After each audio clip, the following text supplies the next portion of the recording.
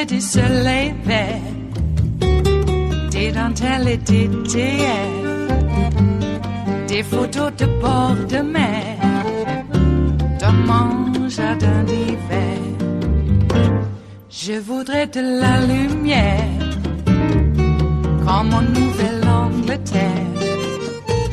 Je veux changer d'atmosphère, dans mon jardin d'hiver. Ma fleur sous la pluie de novembre, tes mains qui courent, je n'en peux plus de t'attendre. Les années passent, il est loin, là je tombe. Nul ne peut nous entendre.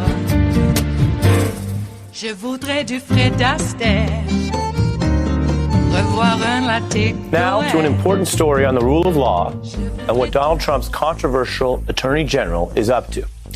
America continues to debate our whole criminal justice system, from the long-standing and, yes, bipartisan systems of racism to new problems under Trump. But there is also now mounting evidence that Donald Trump's attorney general, Bill Barr, is deploying the DOJ's powers to protect convicted felons who are close to Trump, like his allies Michael Flynn and Roger Stone. And there are new allegations Barr's also trying to use his power to potentially punish Trump's enemies. Which brings us to this big contrast right now. Top Trump advisors who were sent to jail by juries and judges are now free, like Paul Manafort and Roger Stone. While Trump's former personal lawyer turned antagonist Michael Cohen is actually back in custody. Like Manafort, he was actually released from prison early for COVID, but then he was just sent back to jail, and now Cohen alleges there is, he says, an illegal Trump-Barr plot to retaliate and silence him before the election. So think about that. Right now, Donald Trump's own former lawyer is the one suing Donald Trump. Cohen alleging the Trump administration is keeping him in jail as a payback for his plans to release a scathing upcoming book. The lawsuit claims that Barr is literally, quote, imprisoning Cohen in retaliation for drafting a book about Trump. Obviously, if true, that would violate your First Amendment rights. And all of that may be true. It will be fought out in court. It is also true, it's been reported, that Cohen was caught out to dinner with his wife and another couple, which appeared to violate his confinement agreement. His lawyer is arguing that it doesn't. But Cohen ended up back in front of a New York judge. And this is where the story takes such an important turn. Cohen's probation officers asked him to agree to terms that he, at first, basically wouldn't accept. It was a probation form that would restrict him speaking out or having contact with the media, no engagement of any kind, including books. Cohen's advisor saying that when he backed down about this, he was still taken into custody anyway. And an officer reportedly told Cohen, quote, "It's out of our hands." Okay. That's what the officer literally said. So whose hands was it in? Allegedly, the Bill Barr Justice Department. And that sounds bad for Barr because think about it. A standard local probation decision is almost never important enough for the Attorney General to meddle with. Can you name a case or two where you have intervened so dramatically where the person involved was not connected to the president? Off the top of my head, I'm sure there are a number of cases since I've been here that I've done that. You can't think of one, but... Well, frequently, we don't go discussing who's under investigation at any given time. He couldn't think of one. That was an important failure to answer the question. It's the same Bill Barr meddling to help Stone and Flynn, who is now literally helping allegedly slap these cuffs on Michael Cohen. But there's a reason that actually goes much farther than just this legal fight. There's a reason they're so worried that could go all the way to the next election. Trump's allies worried about Cohen going public on Trump because they remembered last time. I know what Mr. Trump is. He is a racist, he is a con man, and he is a cheat. The country has seen Mr. Trump court white supremacists and bigots in private. He is even worse. He once asked me if I could name a country run by a black person that wasn't a shithole. This was when Barack Obama was president of the United States. Now, the First Amendment issues here are not an automatic resolution because Cohen was supposed to be in jail where he wouldn't be able to do most media. But the lawsuit's also telling us a lot more about what is in this forthcoming book. Allegations of graphic details about Trump's behavior, pointedly certain anti-Semitic remarks, virulently racist remarks against black leaders such as Obama and Mandela, according to the new suit. Now, how scary is one book or one media tour around a book? Well, at the White House, they're keeping track of this. They just lived through Donald Trump's niece shattering all kinds of interests, audience records, etc., with her account of her uncle. Have you heard the president use the N-word? Yeah. And anti-Semitic slurs specifically? Yes. That was noticed. Donald Trump, who is notoriously ratings obsessed, may have kept track of the fact that interview, which, yes, was here on Rachel Maddow's show on MSNBC, broke ratings records with over 5 million viewers. That made it the most watched thing on all of TV, including primetime broadcast TV. Now, as that legal fight is occurring, there's another convicted felon out talking without concern about any free speech situations because he's not going to jail anymore. And that, of course, is Roger Stone, who did this victory lap in classic Stone style. You see him right here when he discussed Donald Trump, who, again, after Bill Barr went and tried to help the initial sentence, then commuted the whole thing anyway. So the president has saved my life, and he's given me the opportunity to fight for vindication, to fight for my exoneration. You have Donald Trump's actual handwriting on that one. This isn't the first time that Trump and his allies meddled. It was, again, and this is important, Bill Barr that first tried to save Donald Trump from even having to commute the sentence and got all kinds of criticism from legal experts, also the resignation of 4 line prosecutors, then 2,000 other prosecutors, 2,000 said Barr shouldn't have this job anymore. He should resign just over that. And that may have been the straw that broke the camel's back, because Barr, of course, was now being seen much more as the president's personal lawyer than as the real attorney general. And he's been criticized before about his approach to the job. But keep in mind, this is the second time Mr. Barr has taken up this office. At his first confirmation hearing, this was back in 1991, he talked about the importance of being independent and not cutting people political breaks. A lot has been said about not wanting to have a political justice department. And I agree with that. You shouldn't sweep anything under the rug. Don't cut anyone a special break. Don't show favoritism. Don't withhold an indictment that should be laid down because of political influence. Just take each of those in turn. Don't sweep anything under the rug. It's Trump's own former lawyer alleging that's exactly what Barr is trying to do to his book right now. Don't cut anyone a special break. That's exactly how Barr meddled in Roger Stone's jail sentence, a move so extreme that you had those resignations. And then don't withhold an indictment because of political influence. That's what Barr did by literally withdrawing Mike Flynn's indictment and guilty plea, undoing a legal victory that was achieved by the very same DOJ he manages, but of course back when Bob Mueller still worked there. How could a lawyer as shrewd as Bill Barr make so many pledges under oath that he's now contradicting that we can just walk you through them right here? Well, one answer is those pledges are literally the bare minimum for serving as attorney general in any party or any era. If you were to admit the illegal intent to abuse your power to try to corruptly control who goes to jail for political reasons, you wouldn't get confirmed. And that's where all these different strands and stories unite. From the streets in Portland and Black Lives Matter to the secret deals in Donald Trump's Washington, these are attacks on our rule of law. The New York Times' Michelle Goldberg also just tied this all together in a chilling piece, writing, Trump has already established that his allies, like Mike Flynn and Roger Stone, are above the law. What happens now will tell us how many of us are below it. This is not a drill. Activists around the nation are demanding America reckon with the rule of law. The problems that, yes, predate this president and many that are of Donald Trump's making. With the rule of law itself, a central question in this coming campaign and what America will accept.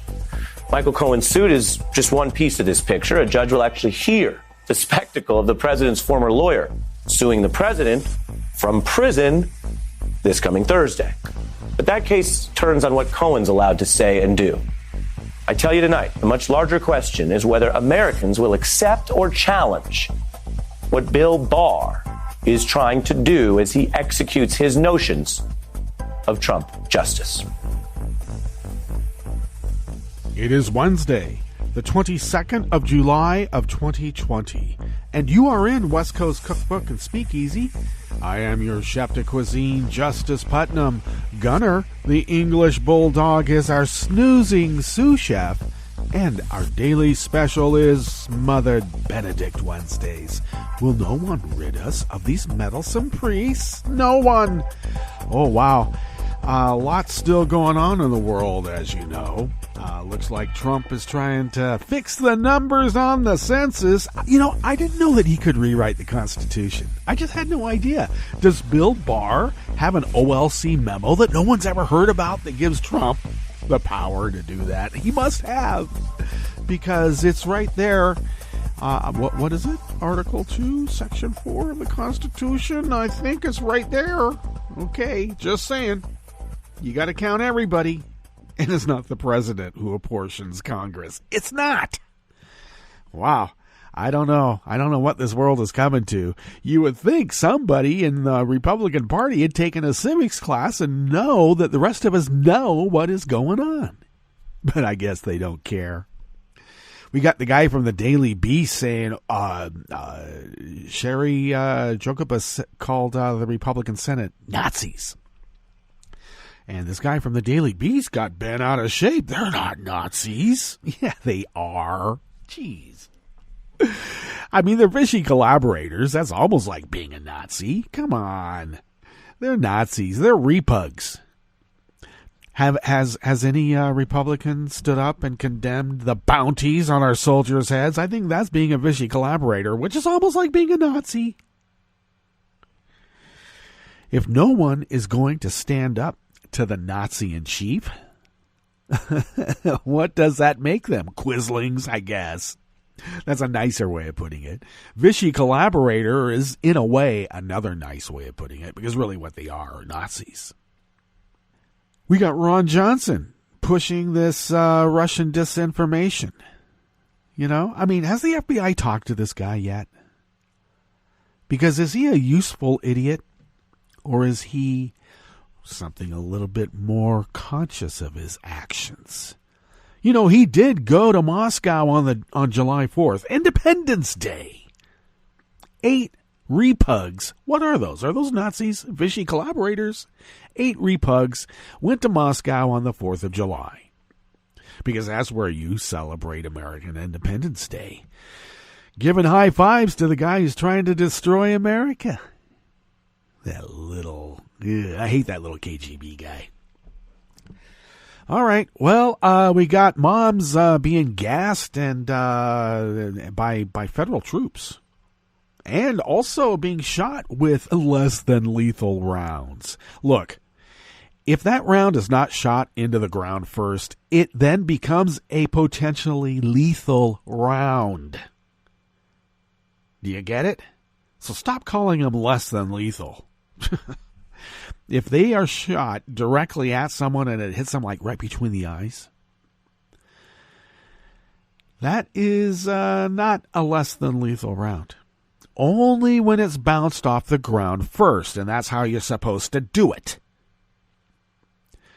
But it sounds like Chad Wolf is now out saying, "Oh yeah, well we're gonna train our officers now to deal with First Amendment rights." Whoa, they don't know about it already. Well, of course, they didn't have badges, so you can't really expect them to know the law. But still, they didn't know about First and Fourth Amendment rights, and they're supposedly cops. Yeah, well, I don't know. Looks like Chad Wolf had a maximum IQ quotient that he could have to be acting DHS secretary. The guy's a dimwit.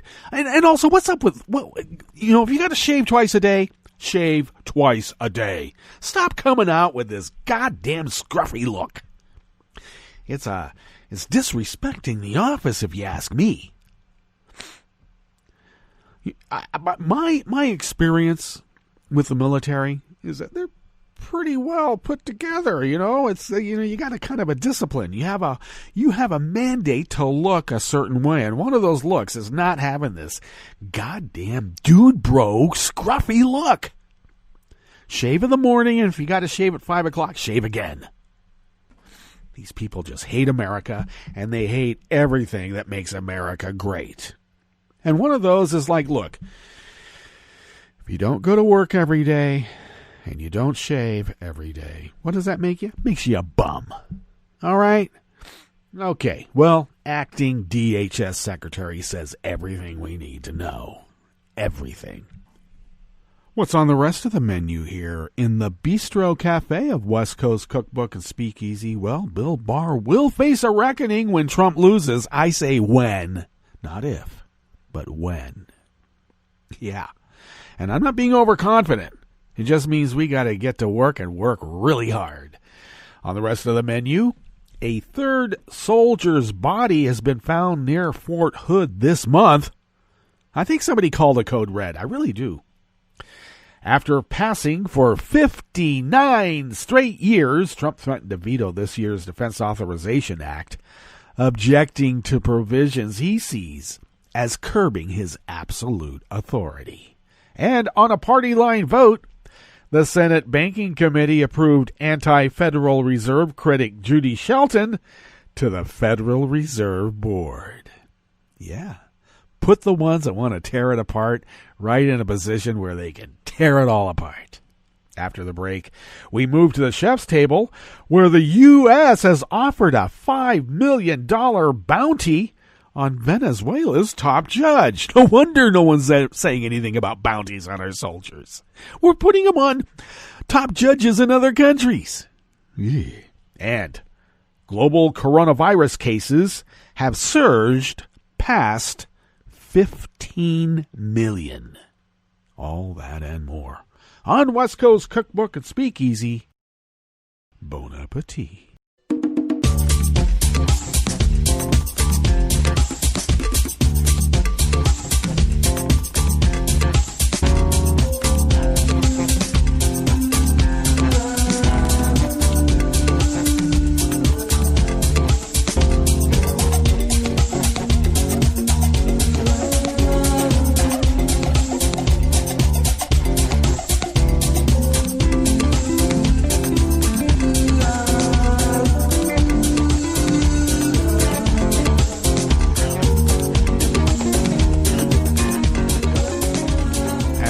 Bottom of our homepage at netrootsradio.com. To the rightish of the page is our chat room link, and the chat room is monitored by Kelly Lincoln, and we thank Kelly for doing so.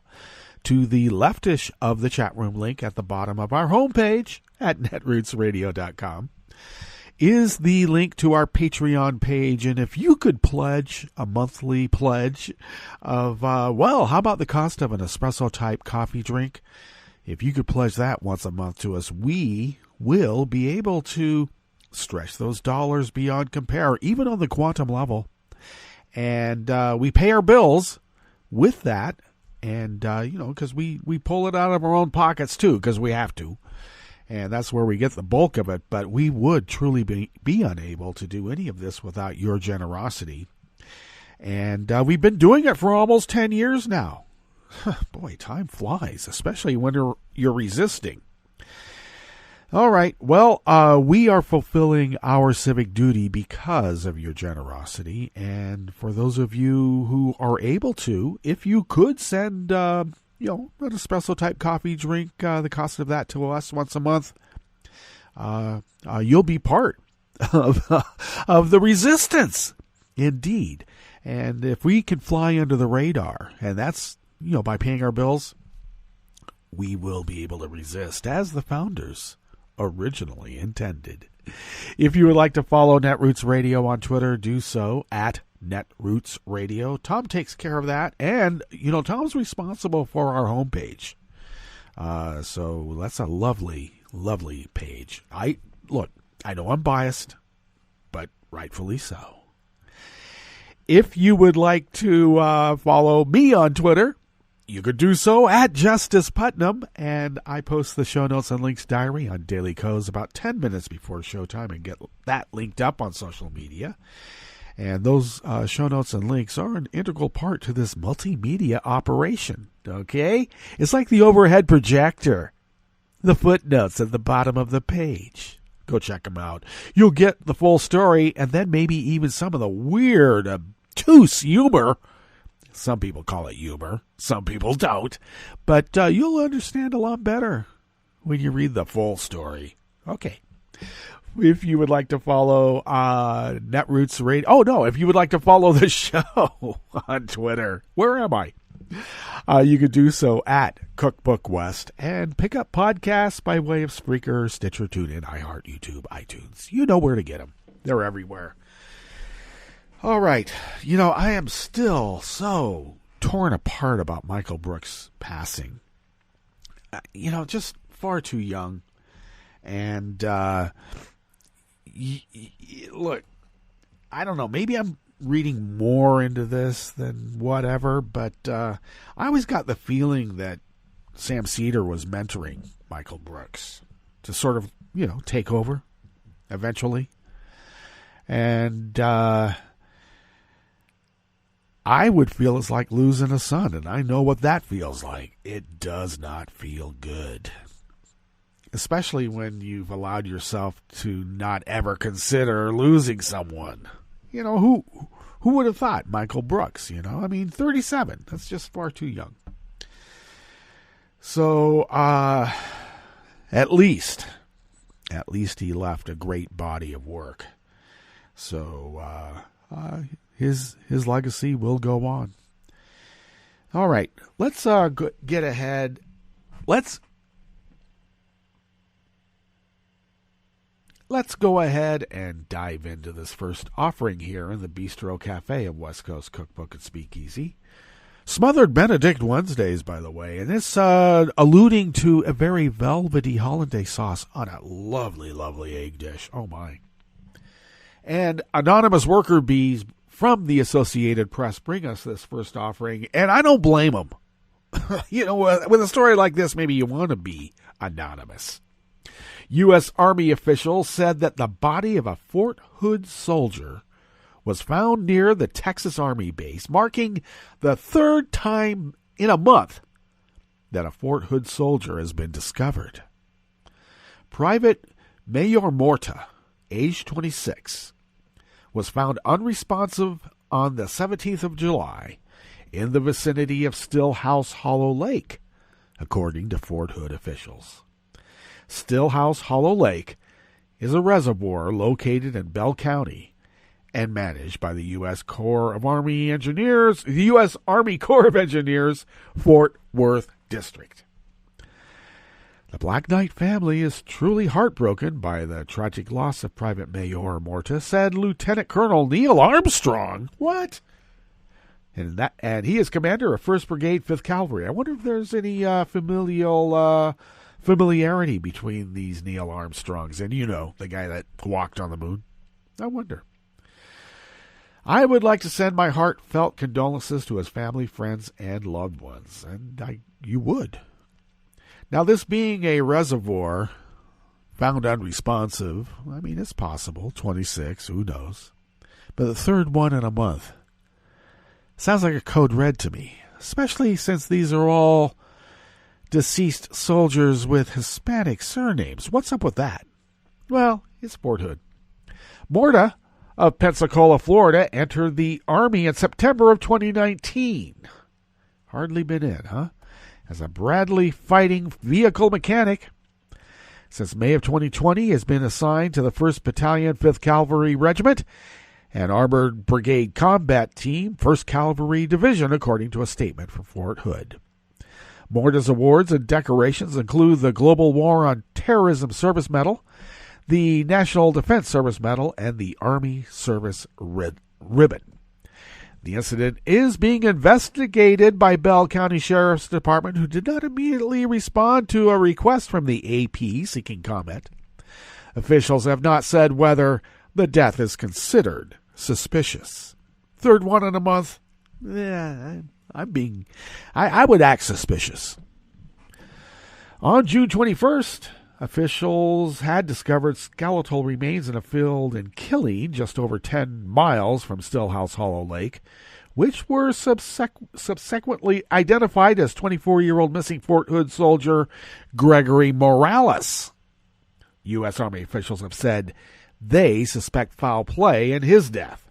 Then, on the 1st of July, U.S. Army officials found more human remains, which were later identified as 20-year-old missing Fort Hood soldier PFC Vanessa Guillen near the Leon River in Bell County, about 20 miles east of Fort Hood. There is no indication that the deaths of Morales and Guillen are connected. Members of Congress joined Advocates for Women on yesterday, to continue the call for changes in the way the military handles sexual abuse and harassment following the death of Guillen, whom investigators believe was killed and dismembered by someone stationed at the same base in Fort Hood. Sounds like a code red.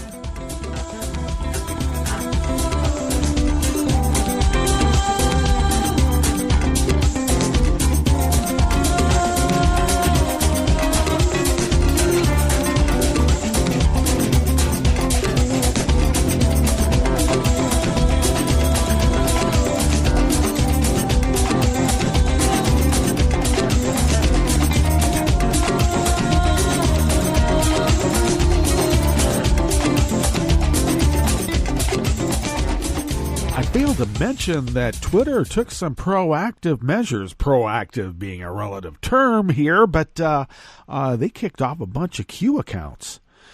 7,000, it looks like, have limited, 7,000 accounts have limited access. And I believe it was, 1,500? Some large amount of QAnon accounts are no longer kicked right off. Now, if we could do the same for COVID misinformation, that would be good. Now I'd like to see Facebook do something, except I know what will happen. They'll try to balance it out, and anybody who tries to correct a QAnon person will get suspended also, like we have been all along.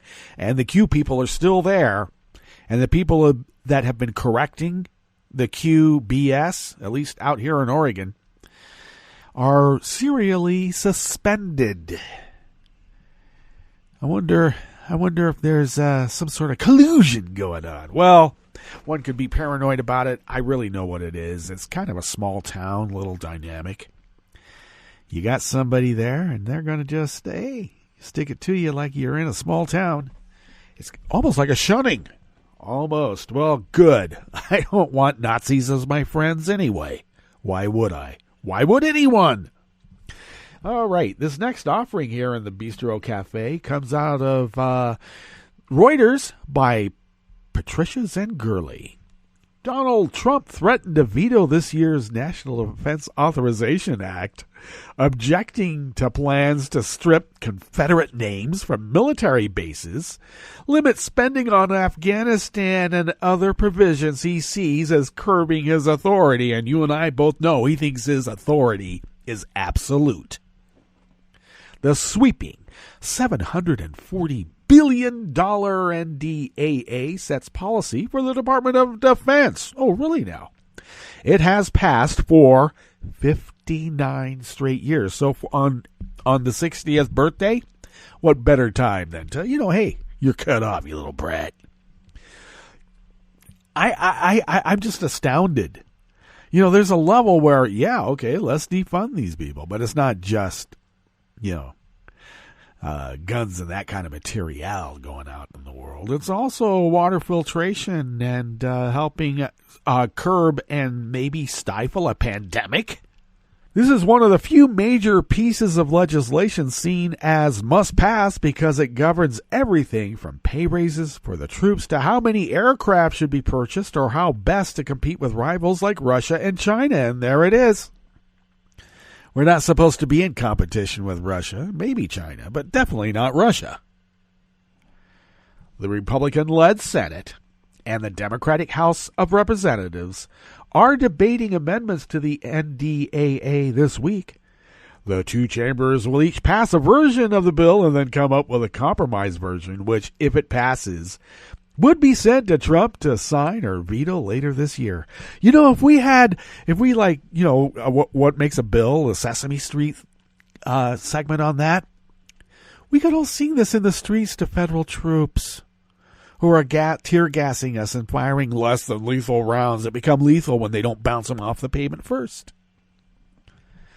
A spokesman for the Pentagon said he expected Congress and the White House would work out their differences. They understand the importance of the NDAA, and we're confident the NDAA will be signed and implemented on time so that we can have a budget for our forces, he said. Well, Trump doesn't care about the military. He says he does.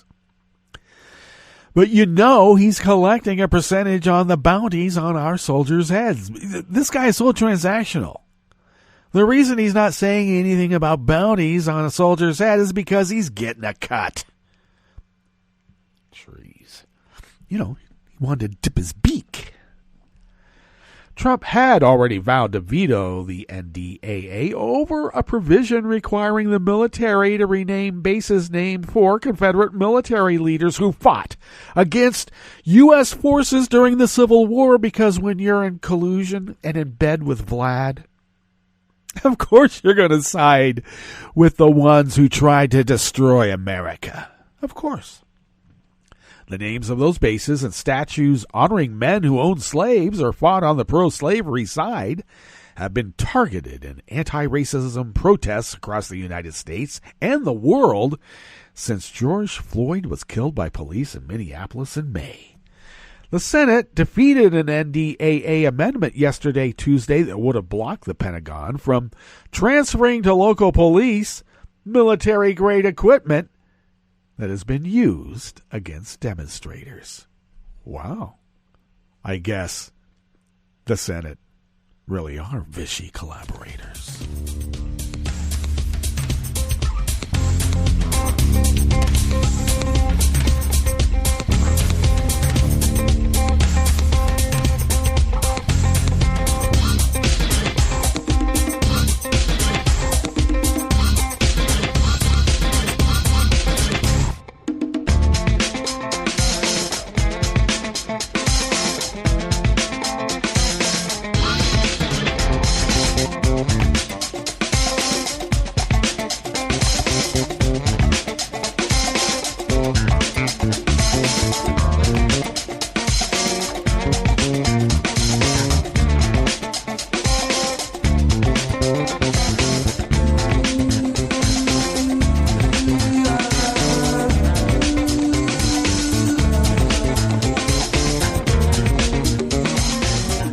Anonymous worker bees and Reuters bring us this final offering here in the Bistro Cafe of West Coast Cookbook and Speakeasy, Smothered Benedict Wednesdays. The Senate Banking Committee yesterday, Tuesday, approved Judy Shelton's nomination to the Federal Reserve Board in a party-line vote, delivering a win for Trump and his efforts to install a political confidant in a key economic policy-making role. Of course, the Fed's supposed to be nonpartisan, but hey, it's a different world now. We live in a different man in the high castle, okay? Alternative universe. The 13-12 vote in favor of Shelton's nomination came despite a stormy confirmation hearing in mid-February when the former Trump campaign advisor was characterized by some among the committee's Republican majority as outside the mainstream of economic thought. Now, we're not talking socialism here, okay? These Republicans thought she was something a little bit different. Several had voiced concerns about placing the longtime Fed critic, who has questioned the need for the central bank and slammed its policies, in a position of influence over U.S. monetary policy, do you think? In the end, though, no Republican on the panel voted against her, while all the Democrats did. The committee endorsement sets the stage for a broader debate on Shelton's nomination before the full Senate, where a handful of moderate Republicans will hold the deciding votes on her confirmation. Yeah, but you know what? There's already compromise on every Republican in the Senate. Look how they acted during impeachment. I am confident that her deep understanding of the Fed's monetary policy toolkit, monetary history, and commitment to maintaining Fed independence will serve the Fed well in its ongoing efforts to stabilize markets and towards its mission of price stability and full employment, the committee chair, Senator Mike Crapo, said ahead of the vote. Oh, really? Several of Trump's recent Fed picks have faltered during the vetting and confirmation process because of Republican skepticism that they would act independently of Trump's political interests. But Crapo said he had no doubt Shelton and Waller would do so. What? The Republicans are upset that someone would go outside of Trump's understanding of what bankruptcy is to, as a business strategy? Okay. It is a widely accepted convention that central bank decisions about interest rates and other policies are best made with a long-term view of the economy, as opposed to what might improve conditions during the run-up to an election. But hey, this is Trump's world now. You want to manipulate the market so it looks good, so you can go on the campaign trail and say, hey, that socialist commie, Joe Biden's going to take all this away. A separate nominee to the Fed's 7-member board in Washington, St. Louis Federal Reserve Bank Research Director Christopher Waller also advanced to a full Senate vote after winning backing by the committee by a vote of 18-7, including the support of some Democrats. Waller, who has spent his career in academia and inside the Fed, was seen as the far more conventional nominee to the central bank.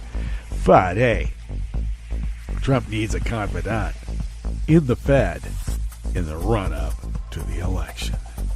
What could go wrong? All right, let's get to our break. And when we get back from that break, we will go through weather from around the world, and we will finish up with the stories that we have curated for you today. You are listening to West Coast Cookbook and Speakeasy, and we will be right back. You are listening to netrootsradio.com. Please hang up and try again.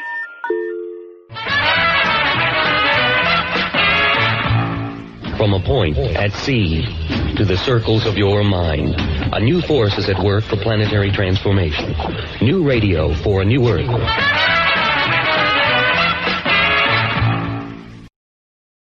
This is Take Two Movie Review. I'm Kim Lowe. This week, a moving tale of an unlikely friendship. Director Kelly Reichardt has a reputation for slow filmmaking. Her stories are unhurried and often show the evolution of relationships. The adapted First Cow is a continuation of this. Set in 1820s Oregon, the film depicts the unlikely friendship between two recent settlers, Cookie, a cook from Baltimore, and King Lou, a Chinese immigrant on the run from a gang of shady Russians after he killed one of them in a fight. The two are both outsiders and quickly bond. Both aspire to more in the new land, but while others look for gold, Cookie and King Lou discover they can make a fortune preparing baked goods and selling them to the hungry trappers and miners. Unfortunately, in order to make the items, they need milk, and the only cow in the area belongs to a wealthy British immigrant, played by the always wonderful Toby Jones, who's also a fan of the tasty treats. Obviously, he'd be upset if he discovered the source for the milk used to make them.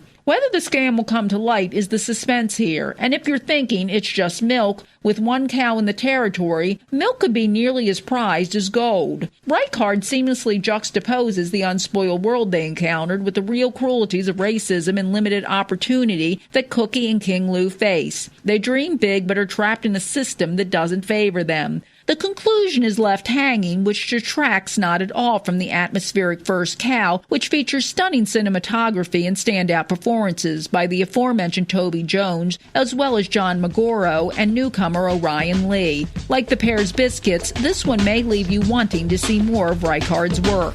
This has been Take Two Movie Review. I'm Kim Lowe. Catch up with us at TakeTwoMovieReview.com and feed us back on our channel on YouTube.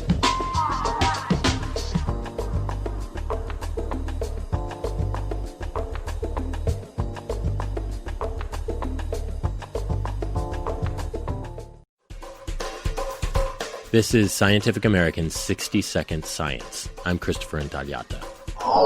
Restaurants, schools, dentist's office, they're all keeping more windows open to increase ventilation and hopefully decrease the chances of encountering the coronavirus. But letting in fresh air also lets in more noise. Now researchers have come up with a device that's like noise-canceling headphones, but for a building. It works on the same principle, so it detects noise that's coming into the windows and then it's canceling the noise. Ban Lam, an acoustical engineer at Nanyang Technological University in Singapore. The device looks like a grid of small speakers and fits over an open window. A microphone samples incoming noise and then sends the speaker grid instructions on what sort of anti-noise to emit. The result is to cancel out the incoming sound. For example, here's the sound of a commuter train in Singapore with no noise control.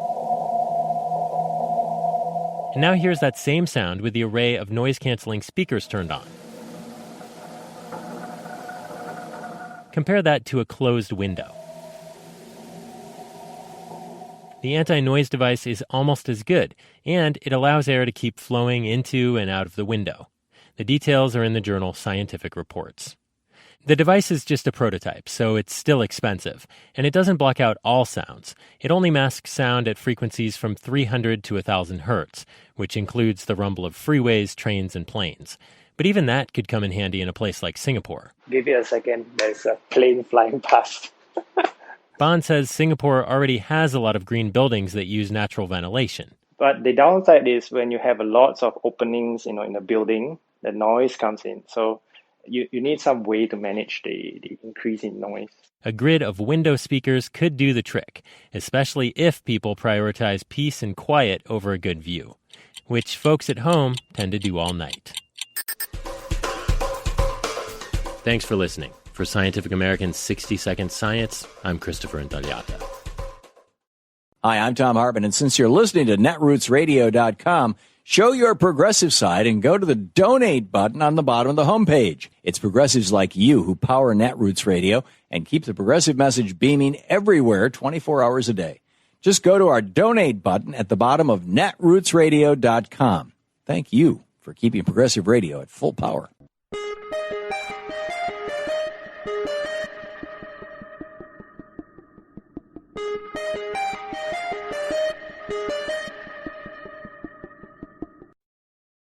I'm Rick Smith, and this is Labor History in 2. On this day in labor history, the year was 1877. A group of labor leaders and members of the Working Men's Party met in St. Louis. They were there because of the labor strike that had swept the nation. The United States was in the grip of a terrible depression. Railroad workers in Martinsburg, West Virginia, had walked off the job after their wages were slashed. The popular uprising of workers spread to cities like Baltimore, Pittsburgh, and Chicago. Railroad tracks were ripped out of the ground. Workers rallied and protested, and workers from other industries joined the March of Labor.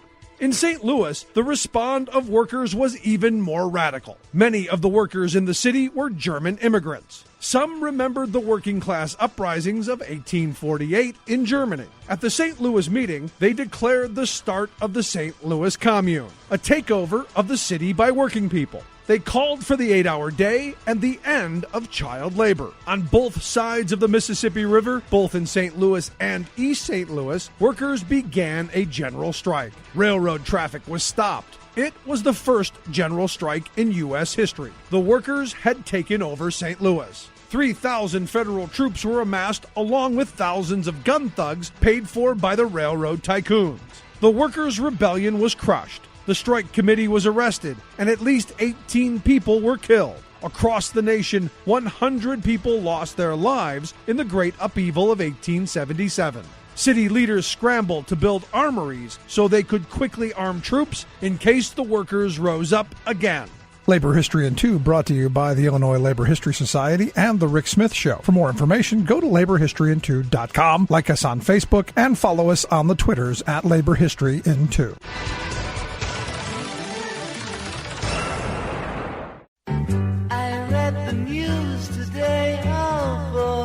It's time for Nicole Sandler's What's News from NicoleSandler.com and the Progressive Voices Network. The coronavirus death toll in the U.S. rose by more than 1,000 on Tuesday for the first time since early June. The average daily number of deaths recorded here rose over most of July. As of early Wednesday, there had been 142,068 COVID-19 deaths here in the United States, with a total of just over 3.9 million confirmed cases. Donald Trump on Tuesday held his first coronavirus briefing at the White House since he advised Americans to inject disinfectant to kill the virus and abruptly ended the daily spectacle back in April. This time, without any experts or task force members joining him, Trump stuck to the teleprompter and actually admitted things will get worse before they get better. He took just a few questions, including one about Ghislaine Maxwell, who's accused of helping sex offender Jeffrey Epstein recruit underage girls for abuse. I don't know. I haven't really been following it too much. I just wish her well, frankly. I've met her numerous times over the years, especially since I lived in Palm Beach, and I guess they lived in Palm Beach. But I wish her well. Whatever it is, I don't know the situation with Prince Andrew. Just don't know. Not aware of it. Seriously? He wishes her well? A judge last week denied Maxwell bail. Epstein allegedly committed suicide in prison awaiting trial on sex trafficking charges. He and Maxwell socialized with rich and powerful people, including former President Bill Clinton, Prince Andrew, and yes, Donald Trump. Trump has, of course, denied he was friends with Epstein, despite lots of photos of them together and a New York Magazine quote from him in 2002 saying Epstein was a lot of fun to be with. Lots of countries around the world, including the UK, India, France, the Czech Republic, Cuba, Pakistan, and Iran, have some form of a federal mask mandate in place. Here in the U.S., no such luck. And although Trump, at his briefing, actually touted the use of masks, he refuses to implement any policy and certainly isn't practicing what he preaches, as he was at an event at the Trump Hotel in Washington Tuesday night without a mask. Senator Elizabeth Warren has asked the Centers for Disease Control to use its authority to implement and expand mask requirements and even intervene in situations like the one in Georgia, where the governor has banned local mask mandates. Stunning. Meanwhile, a new federal study published on Tuesday finds that the actual number of U.S. coronavirus cases could be from 6 to 24 times higher than the current confirmed total. The study concluding that the undercount could vary sharply in different places. Robert Redfield, the director of the CDC, noted that the true number of coronavirus cases was probably 10 times higher than the total number of confirmed cases, currently at 3.9 million. Now, it's been almost 2 months since the murder of George Floyd by Minneapolis police sparked worldwide protests. Protests continue in parts of the United States, most notably in Portland, Oregon, where they happen nightly. And there have been 43 federal arrests since July 4th. The Trump administration sent in federal agents who are carrying out what appear to be extrajudicial abductions and arrests without probable cause or warrants of protesters, snatching them right off the streets.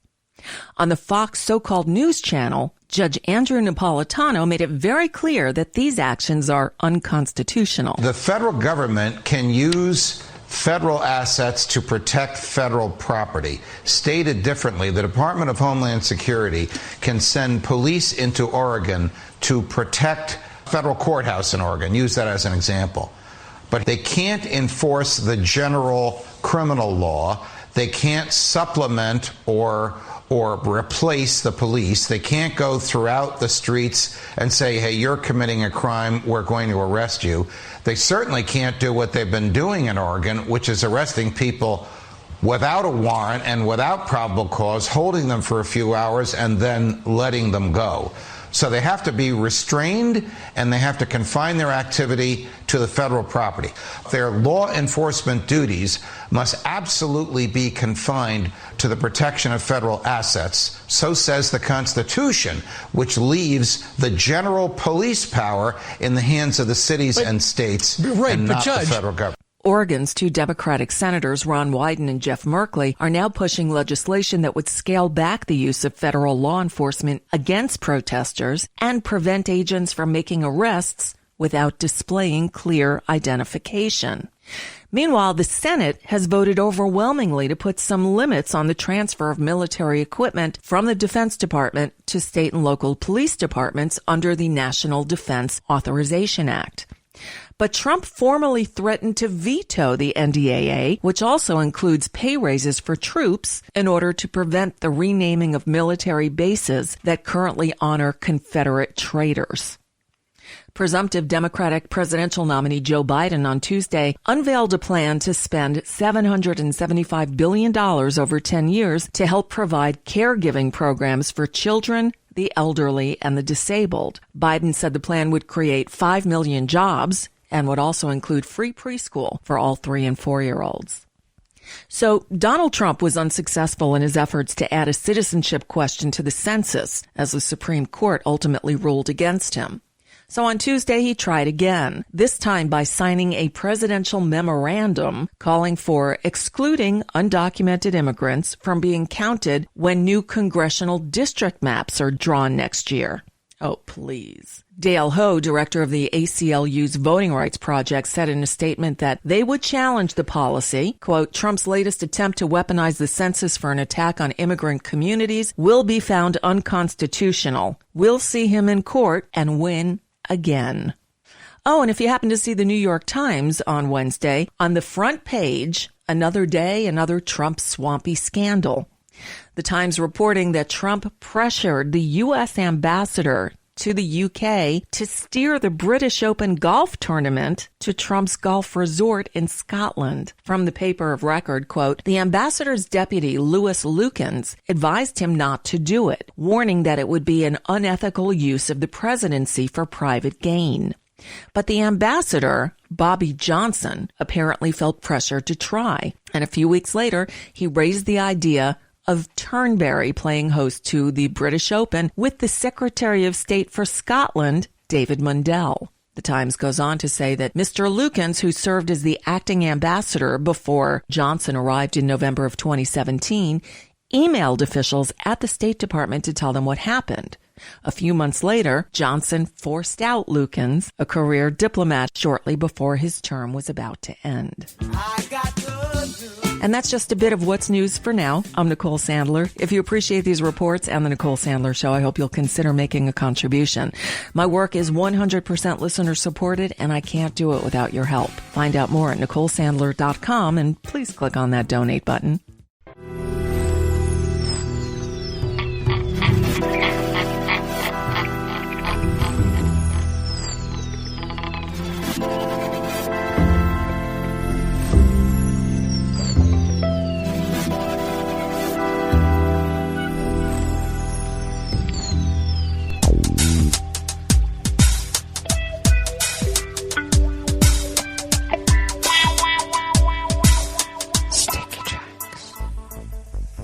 Thank you for accompanying us here to the Chef's Table at West Coast Cookbook and Speakeasy Smothered Benedict Wednesdays.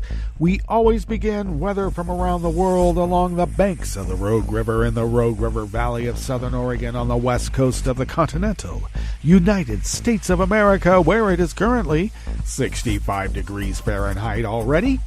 Expecting a high in the low 90s, a little bit cooler than yesterday where we were in triple digits. Plentiful sunshine throughout the day, winds out of the northwest at 10 to 15 miles per hour.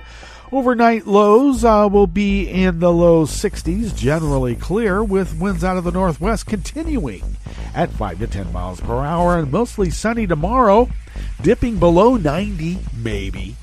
Winds out of the northwest at 5 to 10 miles per hour. Confirmed cases of coronavirus in Jackson County here in Southern Oregon are now at 247. All right, that's not good. Grass pollen is now rated moderate here right outside the window of the mothership. The air quality index for the Rogue River Valley region is good at 37 parts per million. And the daytime UV index is rated very high at 8. Barometric pressure is rising at 29.85 inches. Visibility is up to 10 miles. And relative humidity is at 65%.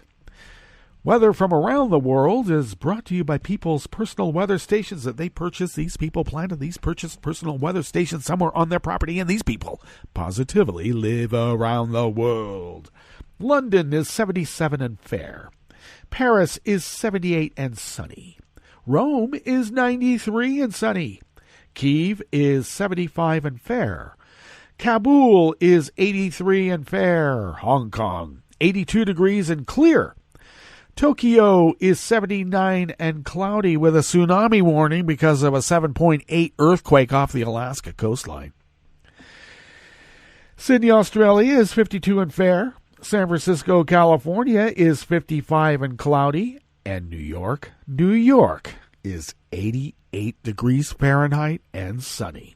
And that is weather from around the world, brought to you by people's personal weather stations that they purchased. These people planted these purchased personal weather stations somewhere on their property, and these people positively live around the world.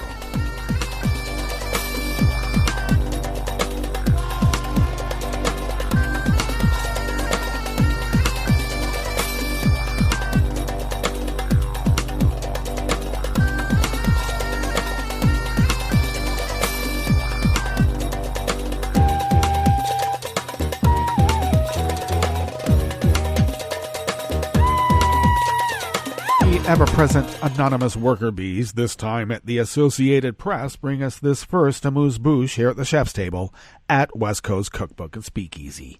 The Trump administration offered a $5 million reward, I call it a bounty, for information leading to the arrest of the head of Venezuela's high court, accusing the judge of taking bribes. Wait until Venezuela charges one of our Supreme Court justices, or maybe 5, of taking bribes. U.S. Secretary of State Mike Pompeo said Supreme Tribunal of Justice President Michel Moreno, a close political ally of Socialist President Nicolas Maduro, actively participated in transnational organized crime. Okay, now do Trump.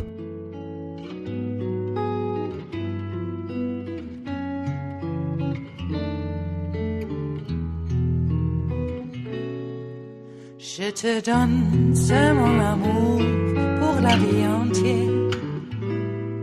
La promesse de me trouver à tes genoux. Aussitôt que tu m'appelles, rester toujours fidèle.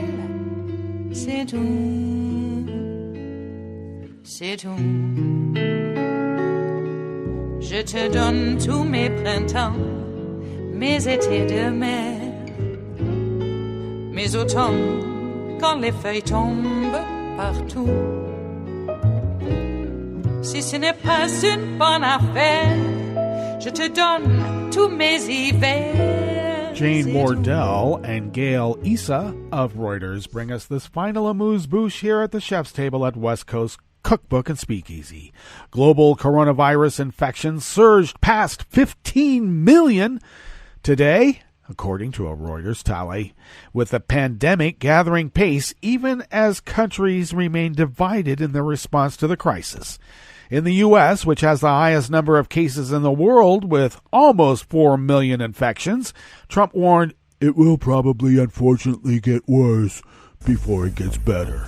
The top 5 countries with the most cases rounded out by Brazil, India, Russia, and South Africa. The Reuters tally shows the disease is accelerating the fastest in the Americas, which account for more than half the world's infections and half of its deaths. Sad news. Well, that brings us to the end of our broadcast period for the day, but we will meet up tomorrow for Metro Shrimp and Grits Thursdays. So do stay tuned to Netroots Radio all day and all night for all the breaking news as it breaks, and we'll meet up here tomorrow, right here in West Coast Cookbook and Speakeasy. Bon appetit.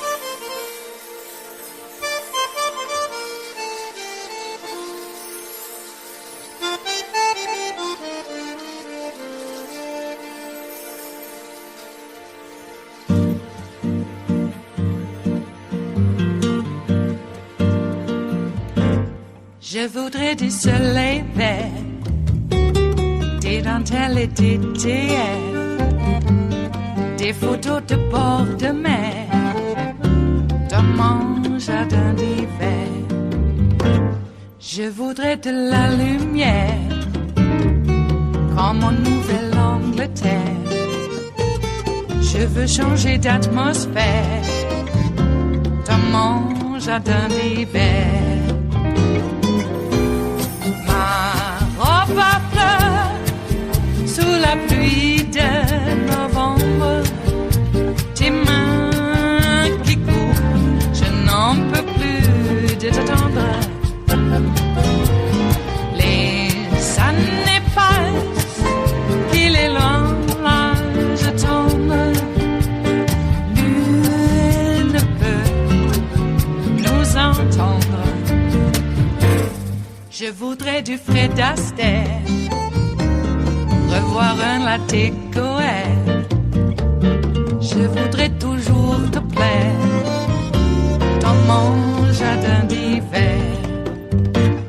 Je veux déjeuner par terre, comme au long de golfe clair, t'embrasser les yeux ouverts dans mon jardin d'hiver.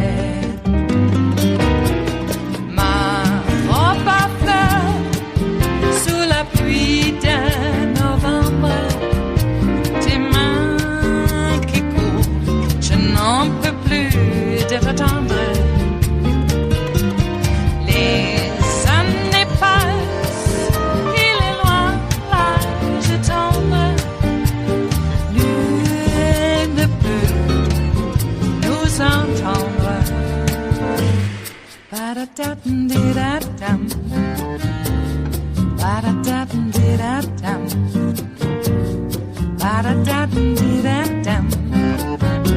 Dans mon jardin d'hiver.